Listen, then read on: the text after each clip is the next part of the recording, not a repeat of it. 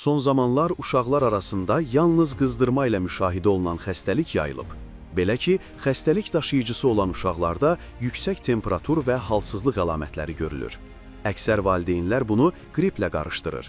Həkimlər isə xəstəliyin qriplə əlaqəli olmadığını bildirirlər. Oxu Az xəbər verir ki, tibb eksperti, terapevt Rasif Bağırov bu barədə bizim mediaya açıqlama verib.